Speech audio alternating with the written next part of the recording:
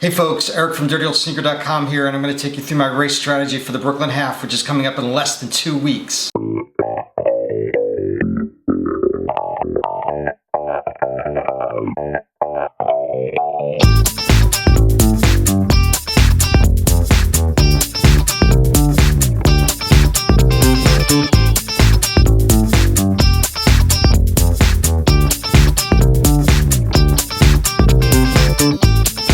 This is one of my absolutely favorite races of the year, and not because it's in the coolest of the 5 boroughs, because it's the borough I was born in, but because with one exception, the course is mostly down and or flat the entire way. Now keep in mind that this is the largest half in the country. With 26,000 finishers last year, the beginning of the course gets crowded. So make sure that you get there early. If you're taking the train, you want to make sure that you're giving yourself plenty of time to get there. Check the apps to make sure that the train's not being rerouted. You want to check your gear, you want to use the facilities, and you want to get into your corral as soon as possible. You're going to line up on Eastern Parkway, and as the corrals collapse, you're going to make your way up to Washington Avenue and make a quick left. As soon as you make that left, that's where the race starts. That's mile 0.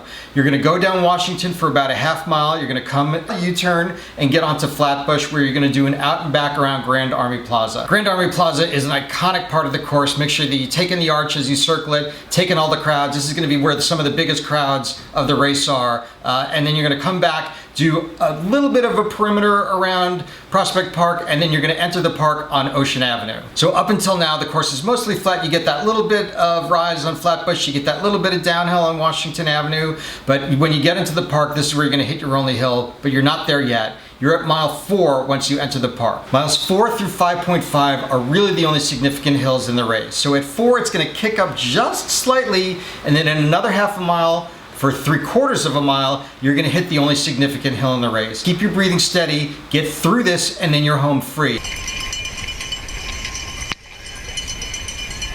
It's practically flat and or downhill from here. Miles 5.5 through 7. It's going to undulate just a little bit, and when you get to the 6.25 mark, you're actually going to hit the biggest downhill on the course. Sometimes you get a breeze at your back. There's going to be lots of crowds here. Take it all in. You're going to come down the hill, around the lake, exit the park, and then you're going to make your way onto Ocean Parkway.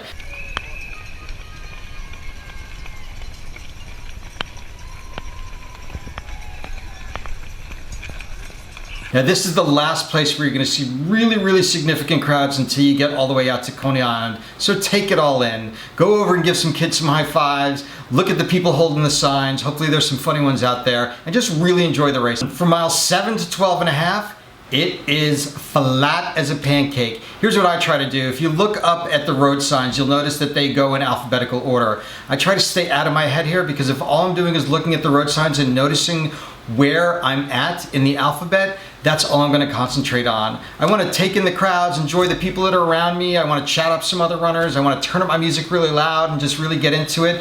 I'm keeping my pace. I'm making sure that I'm drinking some water. It's usually pretty humid during the Brooklyn Half because it's just that time of year in New York, so make sure you're grabbing water at least every other water stop. If it's really hot and humid during the race, I'll employ the drink one, wear one method, where I will sip the first water that I pick up, grab another water as before I get to the Gatorade, and throw it over my head to make sure that I'm staying cool for the entire race. Now miles 12.5 through the end is a lot of fun. You're going to come down Surf Avenue, you're going to take a left right by the iconic Cyclone, you're going to go right past it, up onto the boardwalk, take a sharp left, and for just under a half a mile, you're going to be bouncing along the boardwalk on the wooden planks that are going to propel you forward. So make sure that you're keeping your footing here.